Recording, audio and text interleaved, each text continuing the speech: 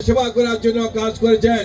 যেখানে বন্যা হয়, জলাশয় হয়, বিএনপির প্রতিটা নেতাকর্মী তারেক রহমানের নির্দেশে জনগণের সেবা করার জন্য, জনগণের পাশে দাঁড়ার জন্য কাজ করছেন। আজকে বলতে চাই, বিএনপি জনগণের দল, জনগণের পাশে থাকার জন্য বিএনপি প্রতিটা নেতাকর্মী সব সময় চেষ্টা করেন। আজকে এই শীতের মাঝে বিএনপি নেতাকর্মীরা আজকে জনগণের পাশে যারা শীতে আজকে ভুগছেন তাদের পাশে দাঁড়ানোর জন্য চেষ্টা করছেন। প্রিয় সাথী বন্ধুরা, আজকে শুধু একটি কথা বলতে চাই, আজকে বাংলাদেশের বিরুদ্ধে যে চক্রান্ত চলছে, ষড়যন্ত্র চলছে, যে গোষ্ঠীটি, যে দলটি পার্শ্ববর্তী রাষ্ট্রে পালিয়ে গিয়ে পার্শ্ববর্তী রাষ্ট্রের সাথে মিলে একত্রিতভাবে বাংলাদেশের বিরুদ্ধে, বাংলাদেশের গণতন্ত্রের বিরুদ্ধে, বাংলাদেশের স্বাধীনতা সার্বভৌমত্বের বিরুদ্ধে আজকে চক্রান্ত করছে, ষড়যন্ত্র করছে। আমরা বলতে চাই, বাংলাদেশের প্রতিটি মানুষ, বাংলাদেশের ছাত্র, যুবক, কৃষক, শ্রমিক, জনতা আজকে তারেক রহমানের নেতৃত্বে আজকে ঐক্যবদ্ধ হয়েছে।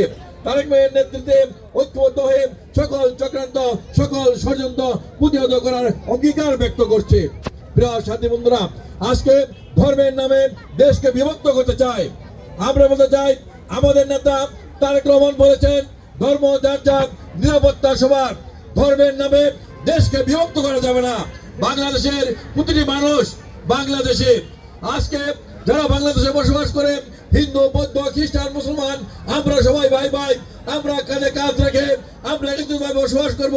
যার যার ধর্ম শেষে পালন করবে, কিন্তু নিরাপত্তা দিবে সবাই। এটা হলো তারেক রহমানের নির্দেশ। প্রিয় সাথী বন্ধুরা, তাই বলতে চাই, ধর্মের নামে আজকে দেশকে বিভক্ত করা যাবে না। যারা ধর্মের নামে দেশ, ধন্যবাদ বাংলাদেশ জাতীয়তাবাদী দল, ধন্যবাদ সূর্যমূলক, ধন্যবাদ আমাদের প্রাণপ্রতিষ্ঠা তারেক রহমান, ধন্যবাদ ধন্যবাদ।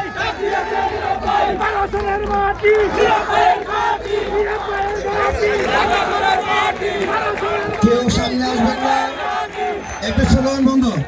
কেউ সামনে আসবেন না। আমাদের মাদ্রাসার ছাত্ররা আগে কম্বল নিবে, তারপর আমি বলে দেবো কারা সামনে আসবেন। সবাই বসে থাকেন, যার যার জায়গায় সবাই বসেন।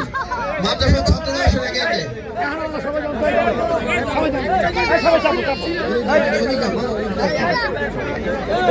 এক সিরিয়ালে